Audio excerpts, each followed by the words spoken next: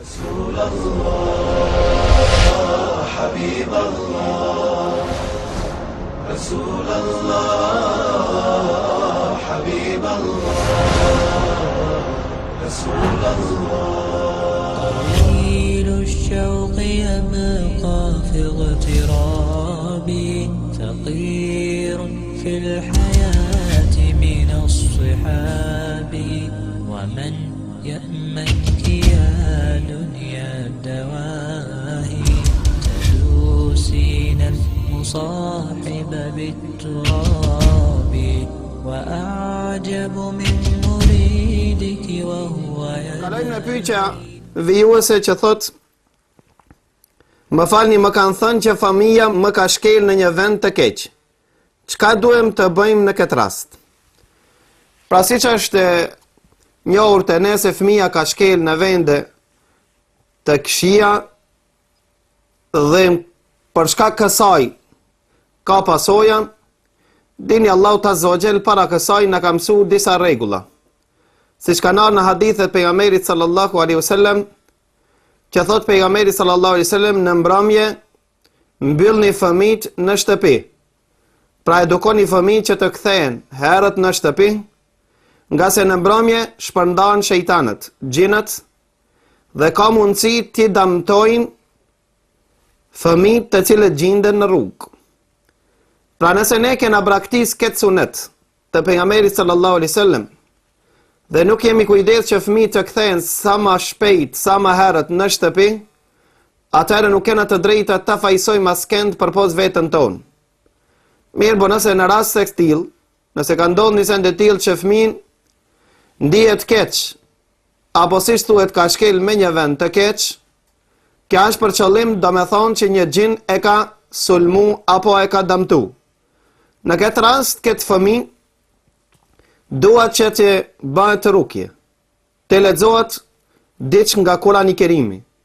Dhe pejgamberi sallallahu alaihi wasallam na i ka preferu disa ajete apo disa sure në Kurani i Kerim që në këtë rast të i lexohen fëmijëve për shkak mësishit apo për shkak ndonjë dëmit siç është parashtruar pyetje. Në këtë rast preferohet që këtij fëmijë të lexohet suratul Fatiha, kaptina al-Fatiha 7 herë. Nëse është e mundur që pas kaptinës Fatiha të lexohet Elif Lam Mim, pra 4 jetët e para të suratul Baqara. Pastaj të lexohet Ayatul Kursi, Allahu la ilaha illa huwa al-hayyul qayyum, bashkë me dia jetët që vijojnë. Dhe të lexohen dia jetët e fundit të kaptinës al-Baqara, siç është e njohur Amen ar-Rasul, nga se kanë ardhur hadithe të pejgamberit sallallahu alaihi wasallam që Allahu Azza wa Jall nuk ka dhuru dhurat më të shtrenjtë, nuk e ka dhënë pejgamberit sallallahu alaihi wasallam në veçanti kur është ngjit në qiell se sa dia jetët e fundit të suratul Baqara. Gjithashtu preferohen që të lexohen nga 3 herë 3 surat e fundit Kurani i Kerimit. Pra kul huwallahu ahad, kul a'udhu bi rabbil falaq dhe kul a'udhu bi rabbin nas. Pra këta asa po aku të lexohen fëmijës apo të lexohen në ujë, e pastaj të shpërlahet, të pastrohet fëmia 30 me radh apo më shumë, dhe lutim Allahun Azza wa Jall që çdo breng, çdo problem ta largon nga çdo fëmijë i muslimanëve apo nga çdo i sëmur nga besimtarët. Pra lutim Allahun Azza wa Jall që Allahu të na kupton dinin e tij, të jemi praktikus e sunnetit pejgamberit Allahut, këto të lashen dhe këto problema inshallah nuk do të ndodhin. Nga se pejgamberi Allahut na ka mësuar kur dalmi prej shtëpisë të bëjmë bismillah.